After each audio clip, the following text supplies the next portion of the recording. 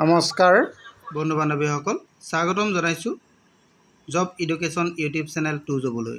বন্ধু বান্ধৱীসকল, আজি মই অসম চৰকাৰৰ এটা বিশেষ বিভাগ মীন বিভাগৰ ফালৰ পৰা অহা এটা বিজ্ঞাপন লৈ আপোনালোকৰ ওচৰলৈ আহিছোঁ। এই বিজ্ঞাপনটো মীন বিভাগৰ ফালৰ পৰা প্ৰকাশ কৰিছে আৰু ইয়াতে বিভিন্ন ধৰণৰ পদ আছে। এই পদসমূহৰ সবিশেষ জানিবৰ কাৰণে আপোনালোকে ভিডিঅ'টো শেষলৈকে চাই থাকিব।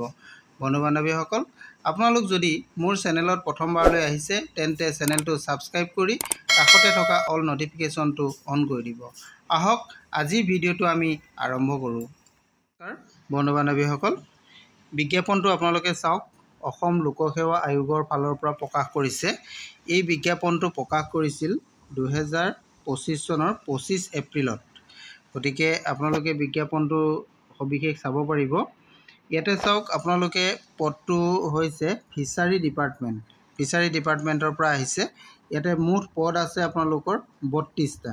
এইটো পদকেইটা দেখিলে আপোনালোকৰ এই পদকেইটা আপোনালোকৰ কেটেগৰী ৱাইজত ভাগ কৰি দিয়া আছে। কোন কেটেগৰীত কিমান পদ আছে আপোনালোকে এইটো চাব পাৰিব। অ'পেন কেটেগৰীত আপোনালোকৰ পদ আছে মুঠ 13টা। তাৰে 4টা ওমেনৰ কাৰণে ৰিজাৰ্ভেশ্যন দিয়া হৈছে আৰু ৰিজাৰ্ভেশ্যন কেটেগৰী OBCত আপোনালোকৰ মুঠ পদ 9টা আছে। তাৰে এটা ওমেনৰ কাৰণে দিয়া হৈছে আৰু ৰিজাৰ্ভ ফৰ OBC টি টাইপ আদিবাসী কমিউনিটিৰ কাৰণে ইয়াতে ৰিজাৰ্ভেশ্যন আছে, তাতে এটা পদ দিয়া হৈছে আৰু ৰিজাৰ্ভ ফৰ SCৰ কাৰণে 3টা পদ, তাৰে এটা ওমেন আৰু ST প্লেনৰ কাৰণে দিয়া হৈছে 3টা পদ, তাৰে 2টা ওমেনৰ ৰিজাৰ্ভেশ্যন আৰু ST হিলছৰ কাৰণে দিয়া হৈছে 3টা, তাৰে এটা ওমেন ৰিজাৰ্ভেশ্যন। মুঠ পদ আপোনালোকৰ হৈ গ'ল 32টা।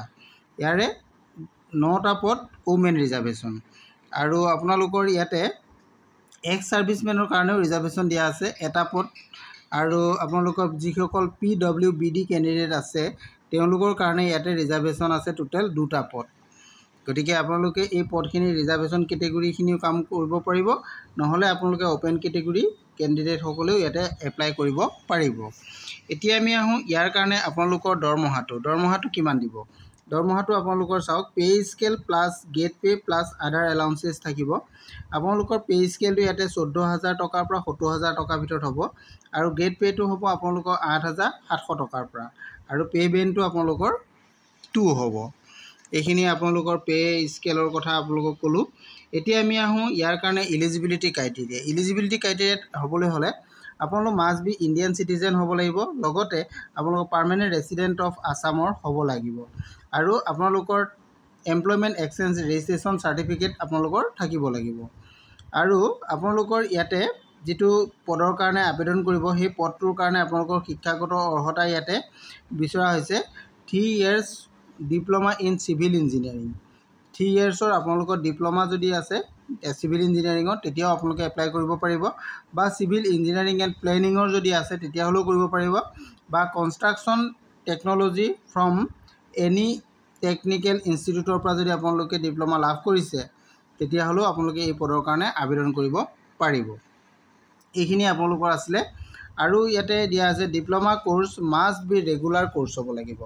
যিসকলে ডিপ্ল'মা কোৰ্চ কৰিব, ডিপ্ল'মা কোৰ্চসমূহ আপোনালোকৰ মাষ্ট বি ৰেগুলাৰ কোৰ্চৰ হ'ব লাগিব।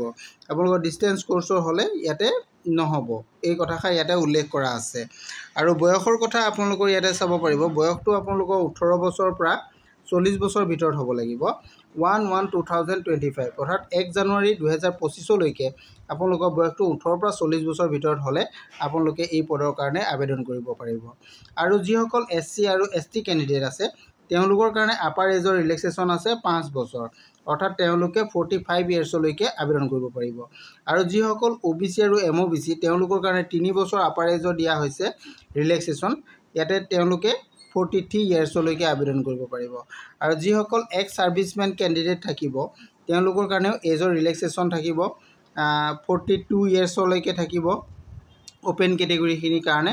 আৰু তাতে যদি OBC বা MOBC হয় তেতিয়াহ'লে আৰু 3 বছৰ পাব, আৰু যদি SC বা ST হয় তেতিয়াহ'লে আৰু 5 বছৰ তেওঁলোকে ৰিলেক্সেশ্যন পাব। এইখিনি কথা ইয়াতে উল্লেখ আছে।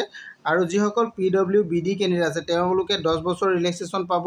আৰু SC ST কেণ্ডিডেট যদি হয়, SC ST আৰু OBC যদি হয় তেতিয়াহ'লে 10 বছৰ পাব।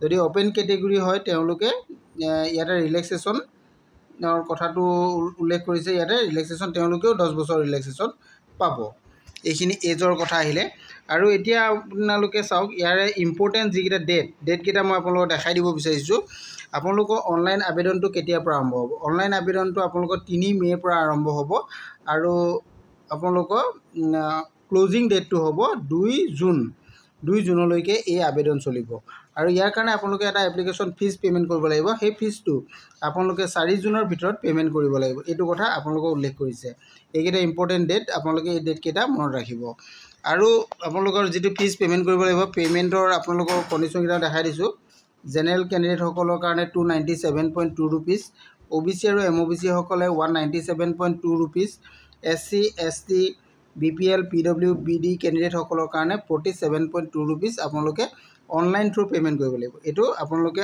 অনলাইন কৰিব লাগিব অনলাইনত আপোনালোকে এইটো পে'মেণ্ট কৰিব লাগিব এইখিনি আছিলে আৰু আপোনালোকে আবেদনটো কৰিবলৈ হ'লে কেনেকৈ কৰিব আবেদন কৰিবলৈ হ'লে আপোনালোকে এইটো যিটো ৱেবছাইট মই দেখাই দিছোঁ এইটো চাওক আপোনালোকে apscrecruitment.in এই ৱেবছাইটত যাব লাগিব তাতে গৈ আপোনালোকে ৰেজিষ্ট্ৰেশ্যন প্ৰথমে কৰি ল'ব লাগিব কৰি আপোনালোকে আবেদনটো কৰিব পাৰিব এইটো অফিচিয়েল ৱেবছাইট সেই ৱেবছাইটত আপোনালোকে গৈ কামখিনি কৰিব পাৰিব এইখিনি সকলোখিনি কথা আপোনালোকক জনালৈ আৰু সবিশেষ কিবা জানিবলগীয়া থাকিলে আপোনালোকে বিজ্ঞাপনটো ডাউনলোড কৰি ল'ব APSCৰ অফিচিয়েল ৱেবছাইটত গৈ আপোনালোকে বিজ্ঞাপনটো ডাউনলোড কৰি লৈ তাৰ পৰা সবিশেষ জানি ল'ব পাৰিব ইয়াৰে আৰু যদি কিবা জানিব বিচাৰে তেনেহ'লে আপোনালোকে মোৰ ভিডিঅ' শেষত কমেণ্ট কৰিব মই আপোনালোকক জনাবলৈ চেষ্টা কৰিম থেংক ইউ